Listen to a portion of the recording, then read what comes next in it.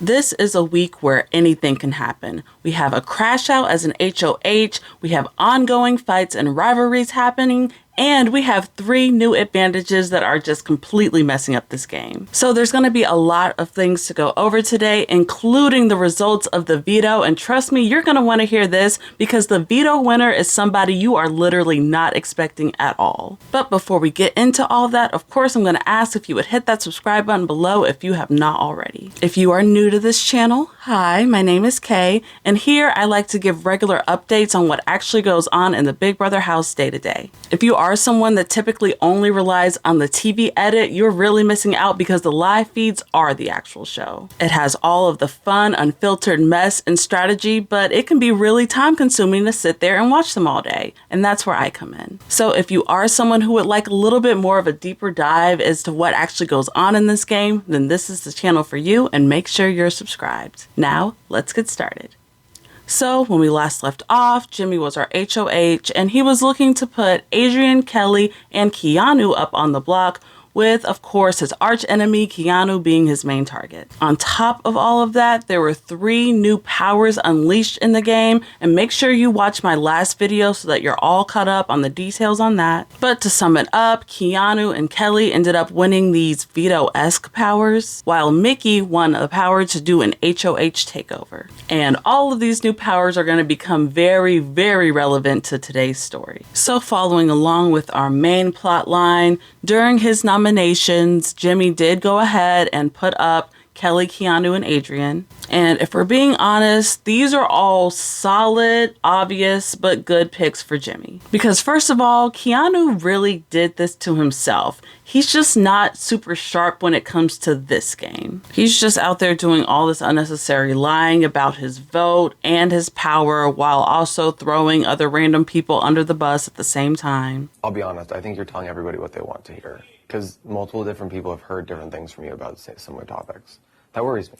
Well, about where they're going to vote. About where you voted, about certain alliances. Oh, about where I voted? Yeah, you told different people different things about where you voted. Jimmy is totally right here. Keanu is just saying everything that he thinks people want to hear, but the problem is everybody notices it. And Keanu is going to sink his game even further with Rachel when he snitches on himself and low-key admits to having the power that he's been lying about the whole time. Why would I lie to you if I literally told you I was going to vote against your friend? Like, I was being so honest with you. Did you win a power?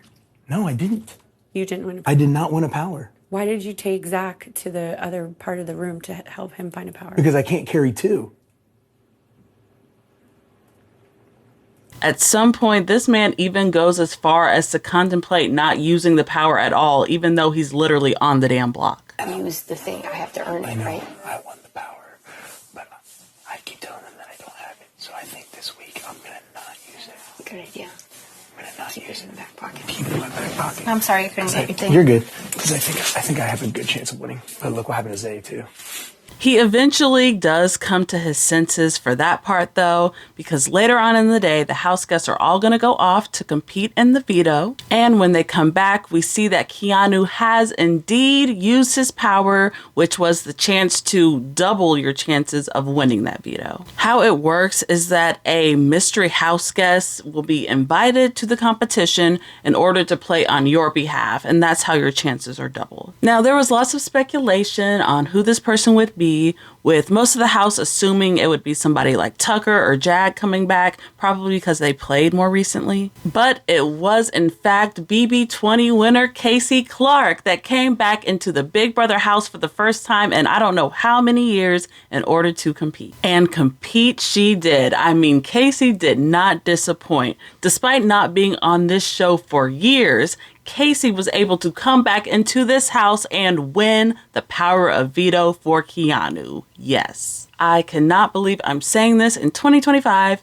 but Casey Clark is our veto winner and Keanu is freaking safe. How about that? I don't know exactly what comp it was, but apparently it was something really physical, so it totally makes sense that Casey won. And all of this is obviously terrible news for Jimmy, but I guess it's fun news for us because this beef between him and Keanu is just going to get to rage on for at least one more week, and that's what we want to see, right? That is going to leave one more spot open for Jimmy to fill with nominations.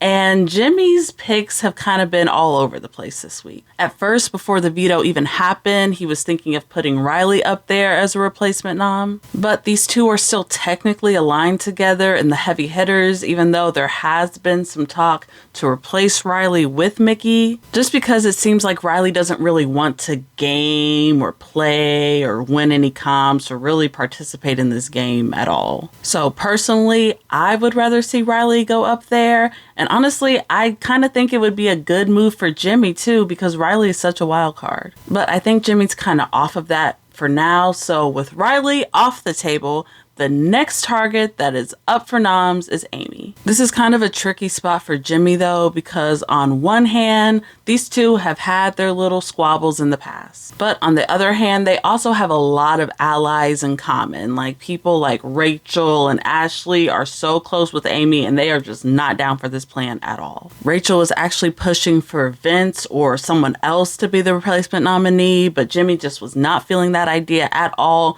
So right now, the target still sits on Amy. Now, I actually don't think that this is the worst move for Jimmy. I mean, it would obviously piss off Rachel, but after Amy's gone, I mean, where else would Rachel really go? But it's also probably not the best move because Amy could be an easy number for Jimmy, especially if Rachel is still in the house, but his options are starting to get a little slim and he has a lot of people to put up, so it's like, what can you do? But even with that, Jimmy's reign still isn't over because he has another huge thing standing in his way, and that is Kelley and her power. Earlier in the week, Kelley won an advantage that gives her the power to play a second veto. I think this is going to be pretty similar to what Leah did last year, where she just gets this entire competition to play solo by herself, and if she wins that, then she wins a veto. But if that happens, Jimmy is going to have to choose a fifth person to put on the block, which really sucks. But he's prepared for all of that, and he already has some options for the fifth in mind,